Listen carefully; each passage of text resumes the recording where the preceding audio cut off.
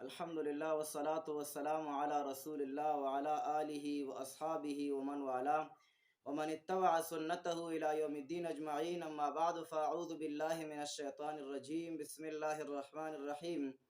والعصر إن الإنسان لفي خسر إلا الذين آمنوا وعملوا الصالحات وتواصوا بالحق وتواصوا بالصبر. عزتمندو، من په جماعت کې د منتخب نصاب د قرآن پاک د بعضې ځایونو نه درسونه شروع کړي وو، نو په هغې کې زمونږ تقریبا 9 درسونه د ریکارډ نه پاتې شوي وو. نو ما غوښتل چې د هغه 9 درسونو ریکارډ بیرته وکړم. نو اول درس چې زمونږ د منتخب نصاب و هغه د سورة عصر نه شروع شوی. سورة العصر په دې کې به نن یو 4 تمهیدي خبرې ذکر کوو. په هغې کې اولنۍ خبره دا ده چې په سورة عصر دا په د قرآن پاک په سورتونو کې مختصر ترینو سورتونو نه یو سورت دی، او سورة عصر چې دی دا په 3 آیاتونو باندې مشتمل سورت دی، او په 114 سورتونو کې تقریبا 3 سورتونه داسې نازل شوي دي هغه په 3 آیاتونو باندې مشتمل دي، چې هغه سورة عصر ده، سورة نصر ده او سورة کوثر ده. اتفاقی خبره دا ده چې 3 سورتونه هم دي او د 3 په آخر کې نومونو په آخر کې راغلی عصر، نصر او کوثر. نو دا 3 واړه سورتونه په 3 آیاتونو باندې مشتمل دي. نور په 114 سورتونو کې دومره په کمو آیاتونو باندې مشتمل سورت نشته. نو د دې وجه نه فقها اکرام یو خبره کوي، هغوی وایي چې یو سړی د سورت فاتحې نه وروسته په مانځه کې چې نور تلاوت کوي نو کم از کم باید 3 آیاتونه واړه آیاتونه تلاوت کړي، او چې لوی آیات وي هغه خو بیا یو آیات باندې هم مونځ کېږي، خو چې مونځ یو سړي جایز کېږي نو کم از کم باید 3 آیاتونه هغه تلاوت کړي. نو هغه یو د دې خبرې نه استدلال کوي چې الله پاک د 3 آیاتونه په کمو آیاتونو باندې مشتمل یو صورت نه دی نازل کړی، یوازې دا 3 سورتونه دي چې دومره واړه سورتونه دي.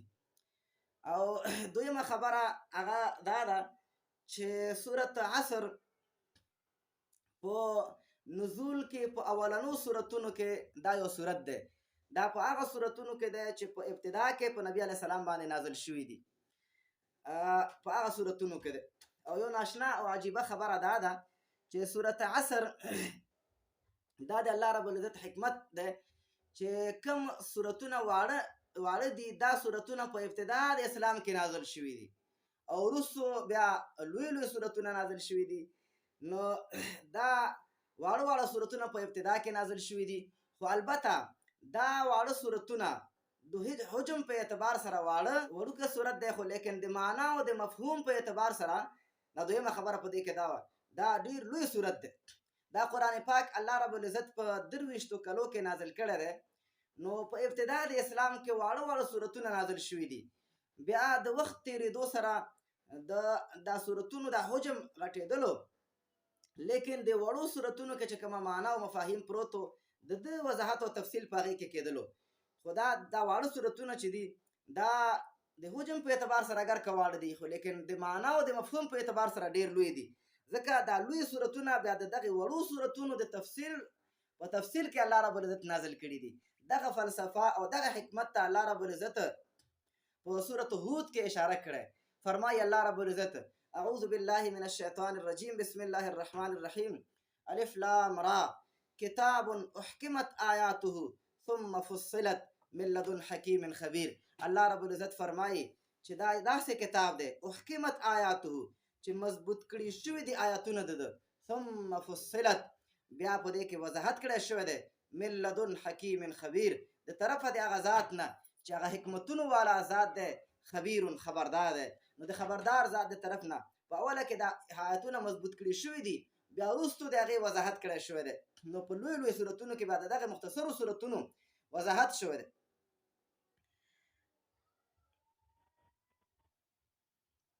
او بله خبره هغه دا ده چې کوم سورتونه په ابتدا کې نازل شوي دي دغه سورتونه چې دا هغه الله رب العزت په آخر د مصحف کې دا ځای شوي دي، او کوم چې په وروستو تقریبا 12 کاله 14 کاله وروستو نازل شوي دي هغه بیا په اول د مصحف کې هغه راوړل شوي دي. دا ناشنا حکمت دی. دا کومه سپاره کې چې د سورت عصر راغلی اخرنۍ سپاره د 13مه سپاره، په دې یوه سپاره کې 30 سورتونه راوړل شوي دي، یعنی دا سپاره په 30 سورتونو باندې مشتمل دی. نو اخره کې ټول واړه سورتونه بیا همداسې چې کله اول طرف ته روانېږي همداسې لوی لوی سورتونه تر دې چې سورت بقره بیا په 2.5.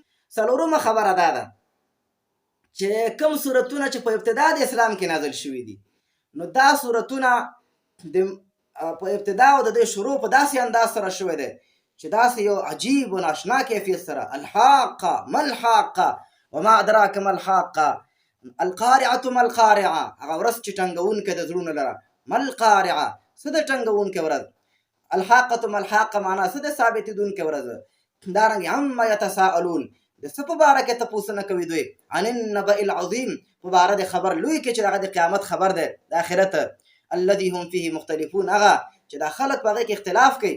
نو معنا دا ده چې دغه صورتونه دا چې شروع شوي دي په ډېر یو ناشنا او عجیب انداز سره چې انسان دا زړه کې یو قسم ټکان پیدا کېږي، د یو قسم د انسان زړه کې لړزه راځي د دغه صورتونو شروع چې کېږي ډېر ناشنا او عجیب انداز سره. او درېیمه خبره په دې صورت عصر کې هغه دا دی چې دا صورت عصر دا تقریبا سهل ترین صورتونو کې یو صورت دی. معنا دا ده چې دا آسان ترین صورت دی د موضوع په اعتبار سره، سهل ترین صورتونو نه دی، ځکه په دغه صورت عصر کې چې کوم آیاتونه نازل کړي شوي دي دغه آیاتونه د دوی معنا او مفهوم دا غیر مانوس نه دی، انسان ته دا ګران نه دی چې د دې په معنا باندې ځان پوه کړي، اسانه ده. الله رب العزت فرمایي والعصر، اوس عصر په دې کې راغلی، نو عصر څه ته ویل کېږي؟ زمانې ته.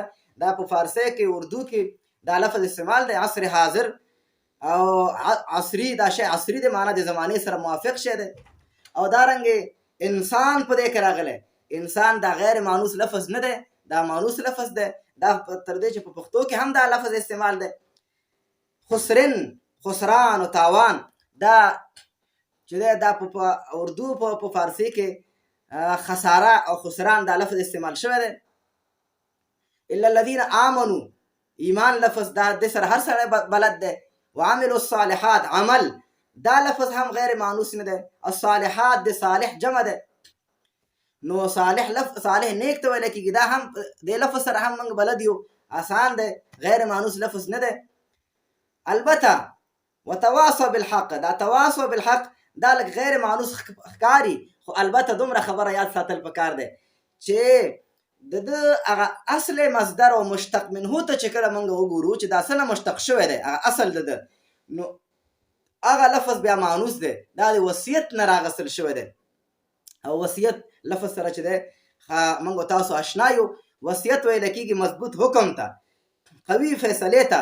د دې وجې نه هغه سړی چې مړ کېږي چې کومه خبره هغه خپلو وارثاو ته کوي نو هغې ته څه ویلی کېږي؟ وصیت. معنا دا داسې یو حکم او فیصله ده چې بدلیږي نه، ځکه دې نه وروستو دا سړی مړ کېږي نو بدلونکی به څوک وي. نو دا تواصو دا لفظ هم استعمال دی په اعتبار د اصل سره، یعنی غیر مانوس لفظ نه دی. وتواصو بالصبر او صبر او حق، دا دواړه لفظ دې سره موږ تاسو اشنا یو. نو ګوره، نو صورت عصر دا مختصر لفظي معنا به تاسو له وکړمه. الله رب العزت په دې صورت کې فرمایي والعصر، په زمانه مې د قسم وي، ان الانسان لفی خسر، چې یقینا انسان خامخا په تاوان کې دی. ځکه دا خامخا معنا زه ځکه کومه چې جمله اسمیه راغلی، ان د تاکید دپاره راغلی، او الانسان کې الف لام د استغراق دپاره راغلی، او لفی خسرین کې لام د تاکید دپاره راغلی، خسرین کې دا تنوین د تعظیم او د تفخیم دپاره راغلی. دا ټول خبرې په دې باندې دلالت کوي چې خبره ډیره خطرناکه ده چې ان الانسان لفی خسر. الله فرمایي چې خامخا انسان په تاوان کې دی. نو دې تاوان نه بچ کېږي څوک؟ نو الا الذین، په استثناء سره، په اکسپشن سره الله رب العزت فرمایي استثناء د ځینې خلکو کوي چې دا صفتونه چا کې پیدا شي دا به د خسران او د تاوان او د تباهي او د بربادۍ نه بچ وي. چې الا الذین آمنوا وعملوا الصالحات وتواصوا بالحق وتواصوا بالصبر، کوم خلک چې په الله باندې ډېر جفت ایمان راوړي، وعملوا الصالحات دې سره سره نیک اعمال شروع کړي، وتواصوا بالحق بیا د دغه نیکو اعمالو دعوت خلکو ته شروع کړي، وتواصوا بالصبر بیا په دې لاره کې چې انسان باندې مصیبت راځي په هغې باندې کلک شي او صبر وکړي. نو دا درېیمه خبره شوه چې دا صورت د موضوع په اعتبار سره د معانیو په اعتبار سره سهل ترین صورتونو کې یو صورت دی.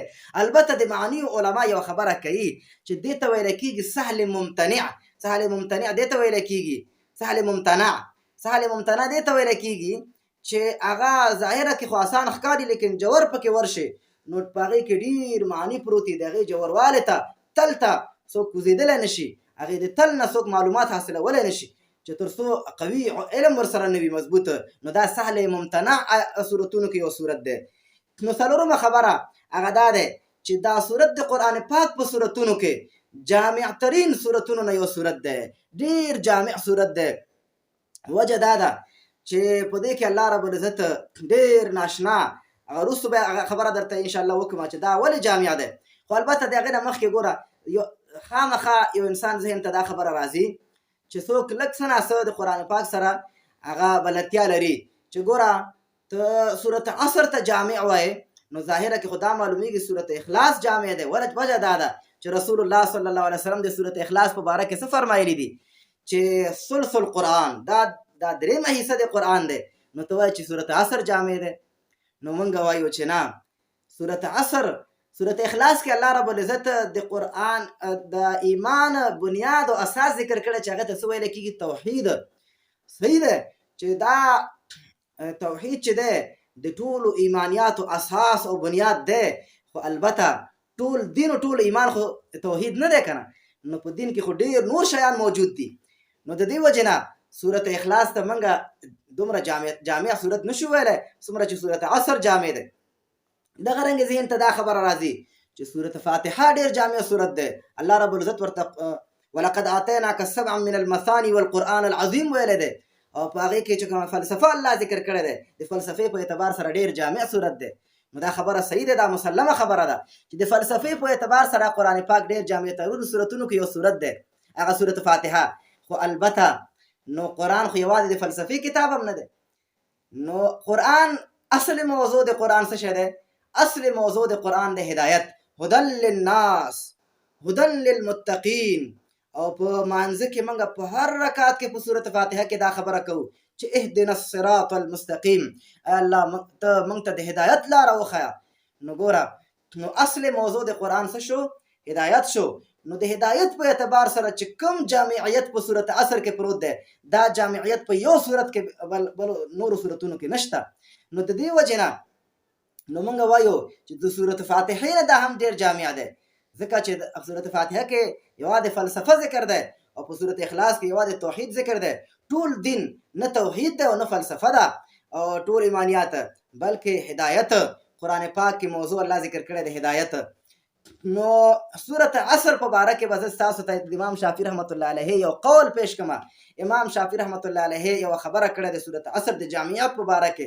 امام شافعي رحمت الله علیه ډېر په لویو امامانو کې یو امام دی، اگر که زموږ امام ابو حنیفه رحمت الله علیه هغه په فقاهت کې او دارنګې د اسلام چې کوم قانوني اړخ دی په هغې باندې چې کوم فهم الله امام ابو حنیفه رحمت الله علیه ته ورکړی و هغه مرتبه نور علماو ته نه دی حاصل. خو بیا هم دا نور علما په خپل ځای کې هر یو ډېر اوچت علما تیر شوي دي، خاص کر امام شافعي رحمت الله علیه چې د په اصول فقه کې اولنی کتاب د لیکلی الرساله او د بل کتاب د کتاب الام. نو ډېر یو لوی امام تیر شوی دی. هغه د صورت عصر په باره کې فرمایي چې لو تدبر الناس هذه الآیه لوسعتهم. هغه د صورت په مقصد باندې پوه شوی دی. فرمایي لو تدبر الناس هذه الآیه که خلقو یوازې او یوازې په دې صورت کې سوچ کړی وی نو لوسعتهم دا صورت به ورته کافي شوی وی د هدایت دپاره. او مفتی محمد عبدهو دا په پاره عامه باندې د هغې یو تفسیر شایع شوی دی. نو په هغې کې د صورت عصر په تفسیر کې هغه د امام شافعي رحمت الله علیه یو بل قول نقل کړی چې هغه هم د دې قول ته ورته قول دی. امام شافعي رحمت الله علیه فرمایي لو لم ينزل من القرآن سوا هذا لکفت الناس. که چېرته د قرآن پاک کې د صورت عصر نه سوا بل یو صورت نوی نازل شوی لکفت الناس دا به ټول انسانیت ته د هدایت دپاره دا کافي شوی وی. نو معنا دا دی چې دا صورت د هدایت په اعتبار سره جامع ترینو صورتونو کې دا یو صورت دی. نو څلور خبرې موږ ذکر کړ چې صورت عصر دا چې د مختصر ترینو صورتونو نه یو صورت دی، دا په نزول کې په اولنو صورتونو کې یو صورت دی، دا په سهل ترینو صورتونو کې یو صورت دی، او دا په جامع ترینو صورتونو کې یو صورت دی. آینده کې به ان شاء الله د صورت عصر په باره کې یو 15 جمعې نورې خبر چې صورت عصر کې کومه ناشنا عجیبه فلسفه، کومه ناشنا عجیب حکمتونه الله ذکر کړي دي.